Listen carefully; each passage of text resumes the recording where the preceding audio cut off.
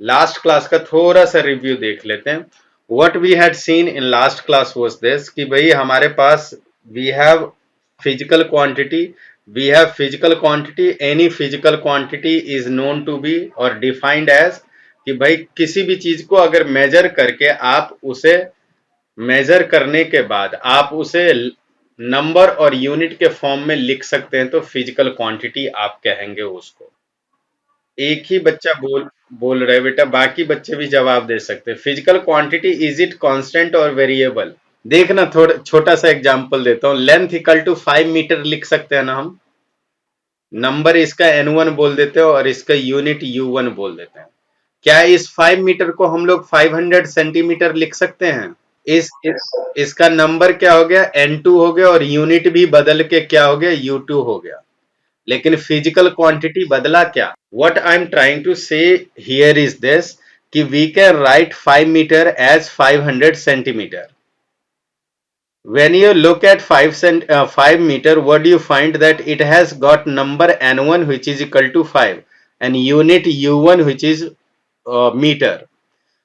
But looking at 500 centimeter, you will find that number n2 is 500 and unit u2 is centimeter. तो number change हो गया physical quantity के लिए, unit change हो गया, लेकिन क्या फिजिकल क्वांटिटी चेंज हुआ क्या? तो फिजिकल क्वांटिटी क्या होता है, कांस्टेंट रहता है। ठीक है, इस वजह से अब कोई बच्चा ऐसे ही इसको ऐसे भी लिख सकता था कि 5 मल्टीप्लाई बाई 10⁻⁻2 किलोमीटर, -3 किलोमीटर, नहीं हो रहा होता। तो physical quantity is a constant concept. तो पहली चीजें तो फिजिकल क्वांटिटी देखा था हमने। दूसरी चीजें हमने क्या देखा था कि भाई यूनिट क्या होता है। यूनिट हमने देखा था कि भाई आपके एक स्टैंडर्ड होता है, एक स्टैंडर्ड होता है, और हमने वो स्टैंडर्ड अपने लिए क्या बनाया, इंटरनेशनल सिस्टम ऑफ यूनिट भी बोलते हैं इसको। तो एसआई यूनिट हमने फॉलो करना है। तो एसआई यूनिट एक स्टैंडर्ड है, और जिस स्टैंडर्ड के बेसिस पे हम फिजिकल क्वांटिटी को या तो रिकॉग्नाइज करते हैं, नहीं तो उसको क्या करते हैं हम लोग, रिप्रेजेंट करते हैं। ये स्टैंडर्ड दो तरीके के हमने देखा था। पहला देखा था आपका फंडामेंटल, जिसको हमने बेसिक भी बोला था, और दूसरा देखा था आपने डेराइव्ड। बेसिक और फंडामेंटल। बेसिक वो यूनिट था जो इंडिपेंडेंट था, किसी से डेराइव नहीं हो रहा था और किसी पे डिपेंड भी नहीं हो रहा था। लेकिन डेराइव्ड किस पे डिपेंडेंट हो रहा है, किससे डेराइव्ड हो रहा था, आपका फंडामेंटल पे। ये जो फंडामेंटल है वो पूरे फिजिक्स में कितने टाइप के हैं, 7 टाइप्स के हैं सिर्फ। ठीक है, अब देखो आज जो मैं बताने जा रहा हूं वो थर्ड टाइप ऑफ यूनिट बताने जा रहा हूं आप लोगों को, सप्लीमेंट्री यूनिट।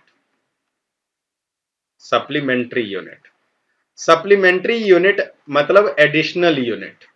इसको एडिशनल क्यों बोला या सप्लीमेंट्री क्यों बोला, ये कुछ देर में हम बात करेंगे। ये क्वेश्चन पूछा जाएगा आपसे कि why do we call it additional.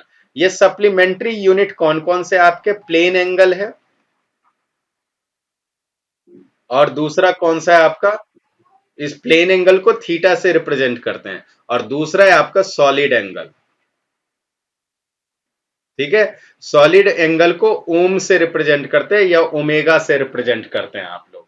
किसी किसी बुक में इसको डेल्टा से भी रिप्रेजेंट किया गया है। ठीक है, डेल्टा ये भी होता है, ट्राइंगल जैसा भी डेल्टा होता है।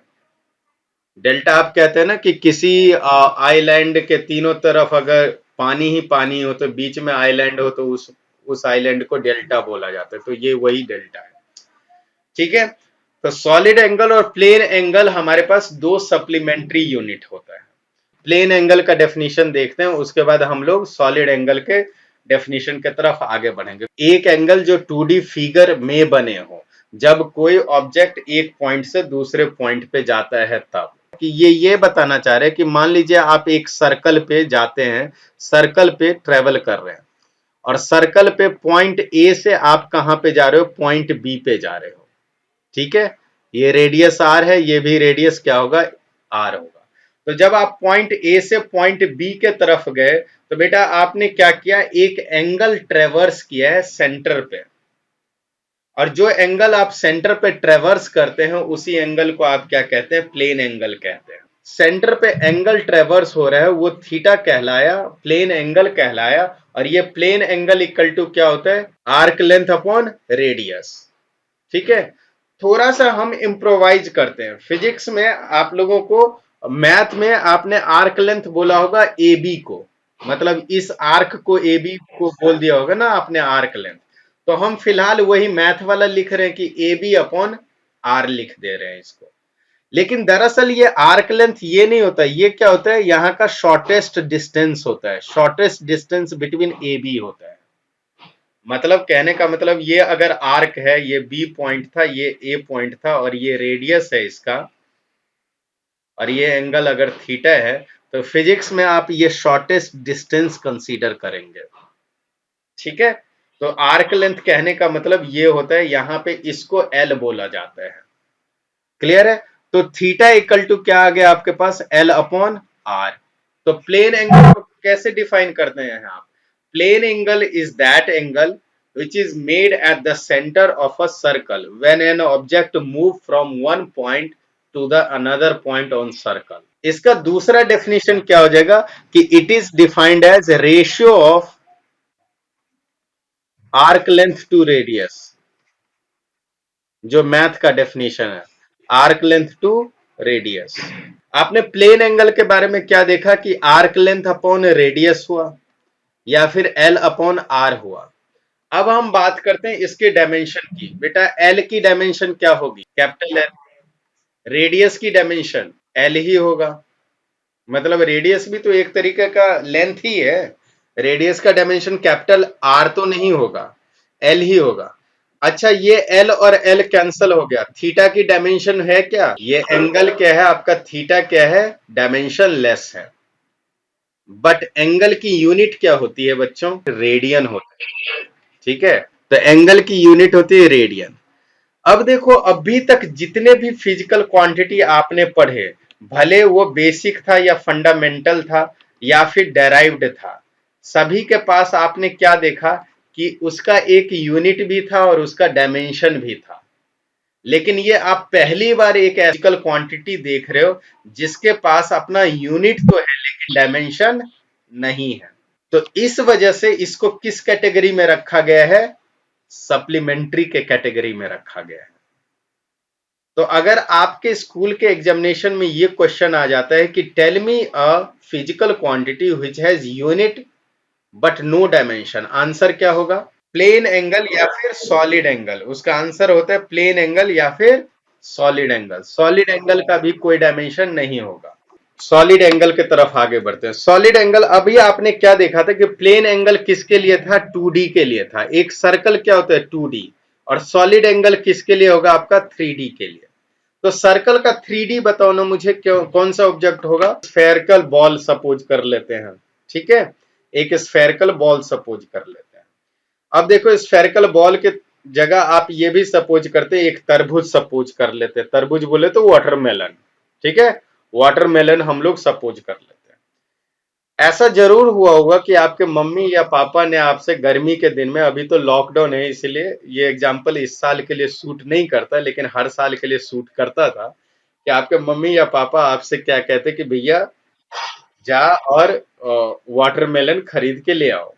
आप जाते हो मार्केट, उस भैया से पूछते हो कितने रुपए किलो है, वो कहते हैं 20 रुपए किलो। आप कहते हो भैया 15 रुपए किलो लगाओ, 5 किलो लेना है, वो लगा भी देते हैं। लेकिन फिर भी आप सेटिस्फाई नहीं होते हो, आप क्या करते हो, चेक करवाते हो कि भैया ये मीठा होगा या नहीं। ठीक है, तो जब आप चेक करवा रहे हो तो वो पूरे पूरे सरफेस एरिया में से पूरा आपको टेस्ट करने के लिए दे देता है या फिर थोड़ा सा देता है। अब थोड़े से चीज को सुनना, आप थोड़े से चीज को फिजिक्स में आप रिप्रेजेंट कैसे करेंगे, छोटी सी वैल्यू को फिजिक्स में या मैथ में रिप्रेजेंट करने के लिए कुछ आप सिंबल यूज करते हैं, उसे कहते हैं डेल्टा।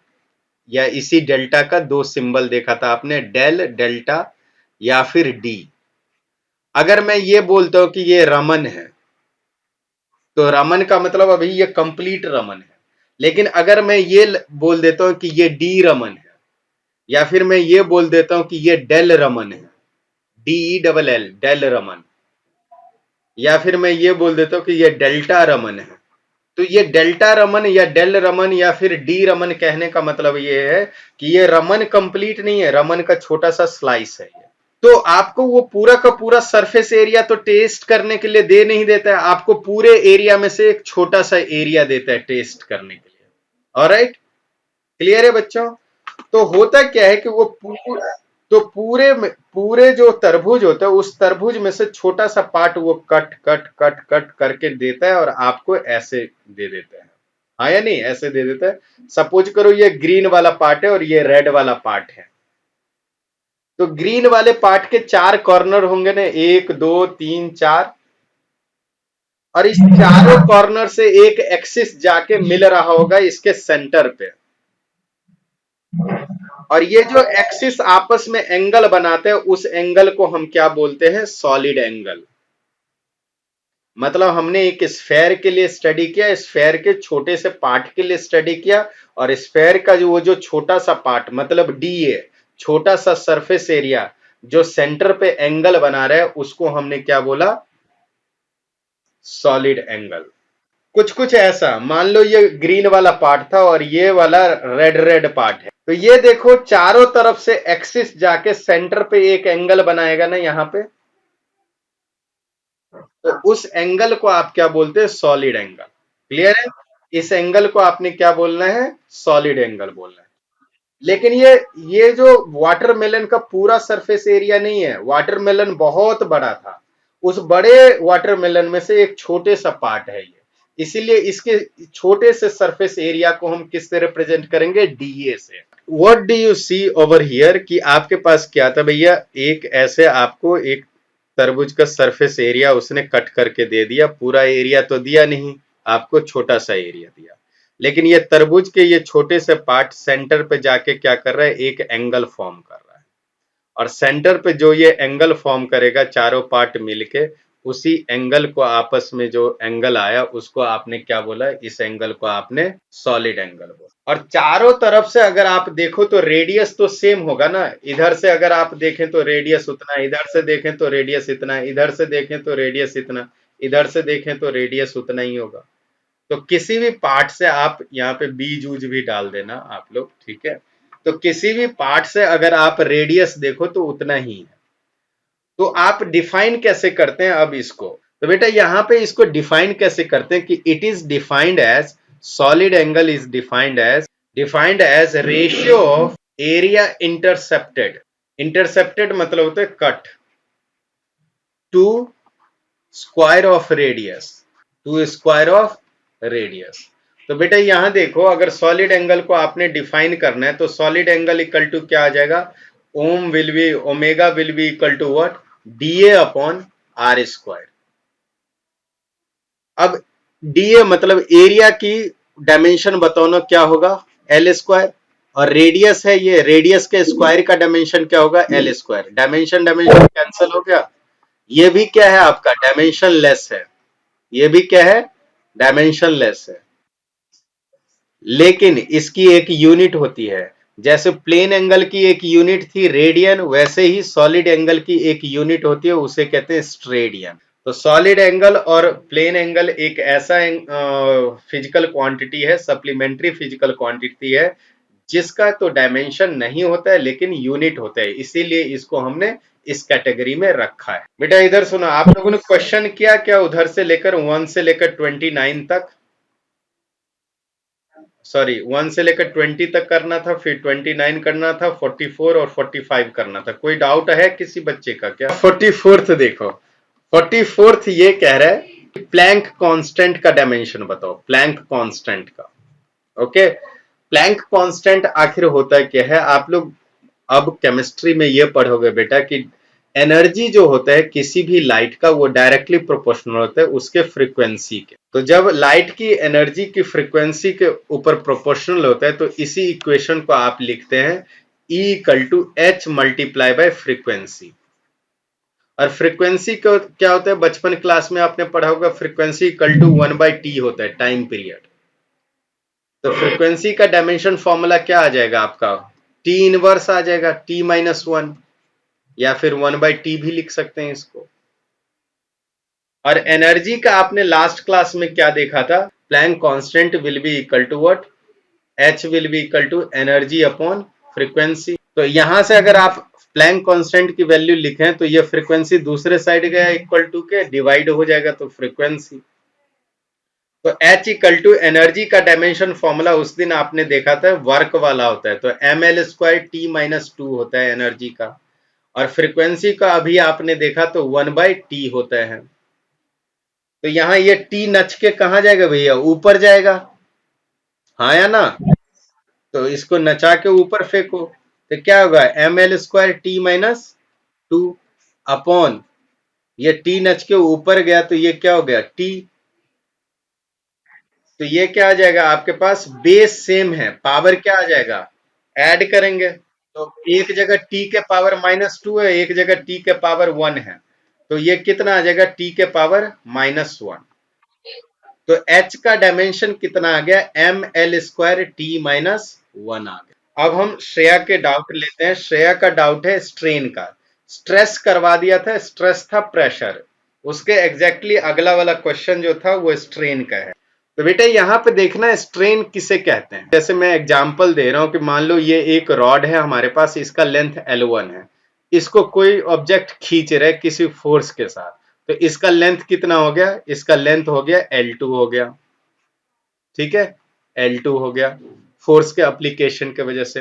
तो चेंज इन लेंथ क्या बोलोगे, ये चेंज दिखाता है, डेल्टा एल क्या बोलते हैं, चेंज दिखाते हैं। डेल्टा मतलब होता है स्मॉल चेंज, छोटी सी वैल्यू को रिप्रेजेंट करने के लिए डेल्टा को आप यूज करते हैं ना। आपने बचपन के क्लास में देखा होगा कि वेलोसिटी इक्वल टू क्या लिखा था आपने, change in displacement upon time. इस डेल्टा को आप उस समय इंटरवल बोलते थे, लेकिन अब डेल्टा वगैरह नए नए टर्म आपको सीखने पड़ेंगे 11th क्लास में। तो डेल्टा एल क्या हो जाएगा यहाँ पे, L2 माइनस L1। तो ये क्या है आपका, चेंज इन डायमेंशन है, चेंज इन डायमेंशन या कॉन्फ़िगरेशन बोल सकते हैं। Delta L change in dimension है। और ये क्या है आपका, L1 क्या था, ओरिजिनल डायमेंशन था। तो स्ट्रेन पता है किसे बोलते हैं, स्ट्रेन बोलते हैं हम change in ratio of change in dimension, change in dimension to original dimension, original dimension. Okay, तो बेटा यहाँ पे चेंज इन डायमेंशन क्या है आपके पास, delta L divided by original dimension कितना है, L1। अच्छा, डेल्टा एल की अब डायमेंशन बताओ मुझे। मान लेते हैं L1 था हमारा 5 मीटर और L2 हो गया हमारा 7 मीटर। तो डेल्टा एल कितना आ जाएगा आपका, 7 metre minus 5 metre equal to delta L आ गया आपका। डेल्टा एल की डायमेंशन बताइए, capital L, excellent Shreya. Capital L, L1 की डायमेंशन बताइए। L1 बोले तो 5 मीटर की डायमेंशन बताइए, L1 की डायमेंशन।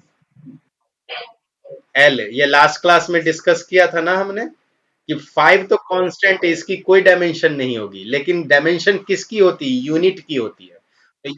तो यहाँ पे भी यूनिट क्या है, डेल्टा एल की यूनिट क्या है, मीटर है, और L1 की भी यूनिट क्या है, मीटर है। तो इसकी डायमेंशन क्या होगी, LL होगी। क्लियर है। तो एक चीज देखो यहाँ पे, अगर यहाँ पे डेल्टा एल की डायमेंशन L लिख दूं और L1 की डायमेंशन L लिख दूं, तो L और L कैंसिल हुआ। क्या स्ट्रेन का कोई डायमेंशन है। इंटरेस्टिंग फैक्ट ये है कि स्ट्रेन एक ऐसा फिजिकल क्वांटिटी है जिसका कोई भी डायमेंशन नहीं होता है, और जिसका कोई यूनिट भी नहीं होता है। देखो मीटर मीटर कैंसिल नहीं हो जाएगा क्या, फॉर्मूला के बेसिस पे डेल्टा एल हमारा आया 2 मीटर और L1 कितना था, 5 मीटर। तो मीटर मीटर कैंसिल हो गया, क्या इसका यूनिट होगा क्या स्ट्रेन का। तो स्ट्रेन एक ऐसा फिजिकल क्वांटिटी होता है जिसका ना ही डायमेंशन होता है ना ही यूनिट होता है। अच्छा, वेलोसिटी ग्रेडियंट डाउट है आपका। आप लोग ये बताइए कि कहीं पे अगर आप ये टर्म लिखते हैं rate of displacement, what do you mean by rate. अगर कोई भी चीज टाइम से डिवाइड होता है तो वहां पे हम उसे कहते हैं भैया रेट। रेट मतलब होता है डिवाइडेड बाय टाइम। आज के बाद से फिजिक्स में अगर आप कहीं पे भी ग्रेडियंट का वर्ड सुनोगे, ग्रेडियंट वर्ड सुनते ही आप ये समझ लेना डिवाइडेड बाय डिस्टेंस, ठीक है। जब किसी भी चीज को हमने लेंथ से डिवाइड कर दिया या डिस्टेंस से डिवाइड कर दिया तो उसके लिए हम यूज करते हैं gradient. Gradient, I told you कि when you are talking about rate, it means that you are dividing anything by time. But when it comes to gradient, it means that you are dividing it with length. When you are dividing anything with length or distance, it is known to be as gradient term. So यहाँ पे एक term है velocity gradient. Velocity gradient. Velocity gradient मतलब आप लोग ये समझ लो कि वेलोसिटी डिवाइडेड बाय लेंथ। तो इसका डायमेंशन फॉर्मूला आप लोगों ने फाइंड आउट करना है, वहां पे जो एग्जांपल दिया हुआ है 1 से 20 के बीच में, उसी में कहीं पे है ये।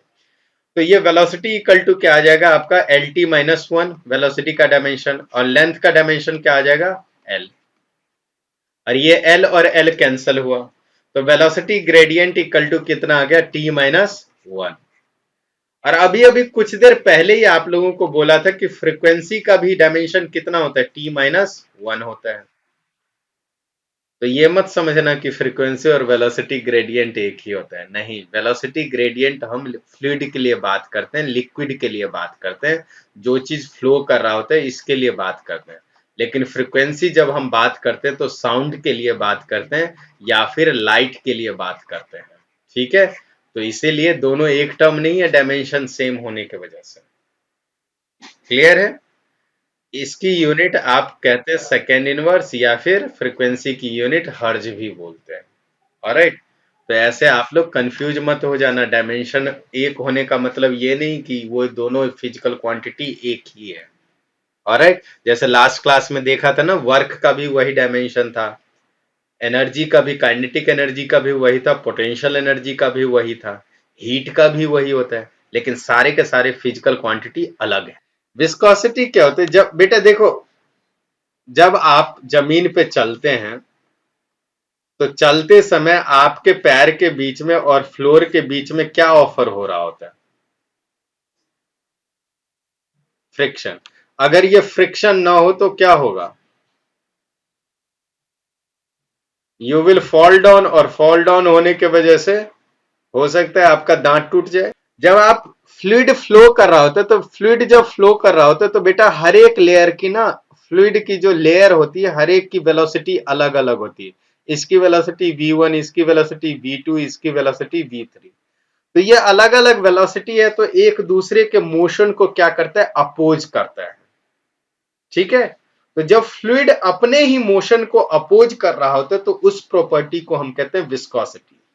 फॉर एग्जाम्पल, आप एक स्पून में क्या करो, एक बड़े से स्पून में या कटोरे में किसे ड्रिप करो? पानी को ड्रिप करो, ठीक है, डे 1। डे 2 क्या करो? उसी बड़े से कटोरे में आप हनी को डिप करो, ठीक है।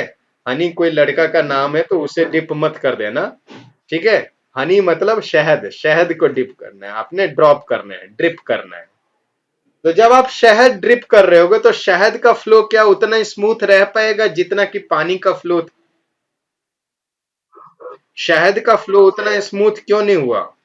क्योंकि शहद या हनी अपने ही फ्लो को क्या करता है? अपोज करता है। तो प्रॉपर्टी ऑफ फ्लूइड, जिसके वजह से फ्लूइड अपने ही फ्लो को अपोज कर रहा होता है, उसे हम कहते हैं विस्कोसिटी, ठीक है। वो फ्रिक्शन होता है इन फ्लूइड। जैसे मैंने किया उसी तरीके से आपने इस पॉइंट को चेक करना है, 1 2 1 2 1 2 करो और इफेक्ट बताओ बेटा। इस पॉइंट को 1 2 1 2 1 2 1 2, क्या हो रहा है इसमें? पॉइंट मूव हो रहा है। किसी और बच्चे ने ऑब्जर्व किया क्या कि ये पॉइंट मूव हो रहा है? ये पॉइंट क्या हो रहा है? मूव हो रहा है। बेटा आप लोगों का आंख बिल्कुल सही है, हम इफेक्ट पढ़ रहे हैं पैरालेक्स। पैरालेक्स का मतलब ये नहीं कि पैरालिटिक। क्या? हाँ बिल्कुल सही, बिल्कुल सही। तो पैरालेक्स, पैरालेक्स का मतलब ये नहीं कि कोई प्रॉब्लम है आंख में। पैरालेक्स एक इफेक्ट होता है। इस इफेक्ट के तहत क्या होता है बेटा कि एक बार आप इस पॉइंट को किस आई से ऑब्जर्व कर रहे हैं? इस आई से।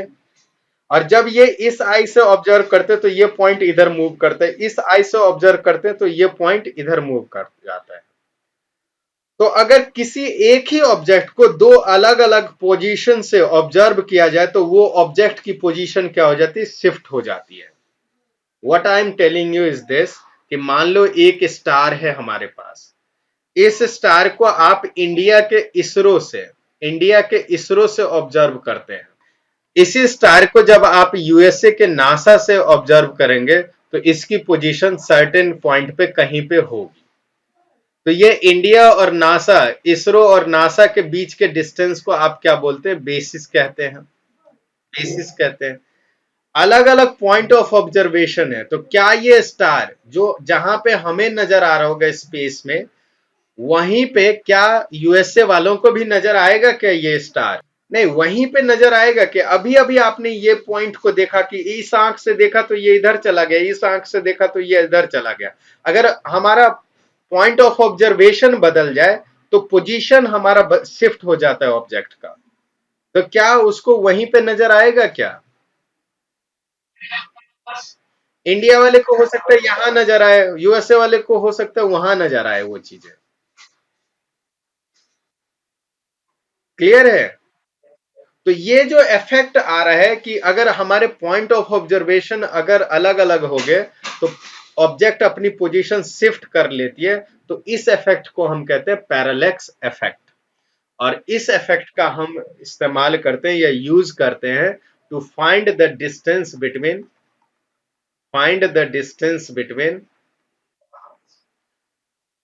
अर्थ and planets, earth and heavenly object. Apparent shift in the position of object,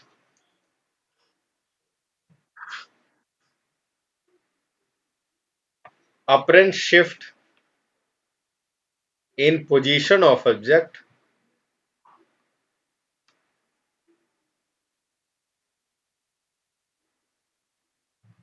due to different point of observation.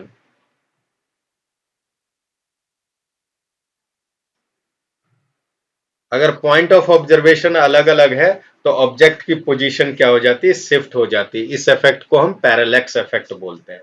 It is used to find, screenshot ले सकते हैं आप लोग, distance between earth and celestial object.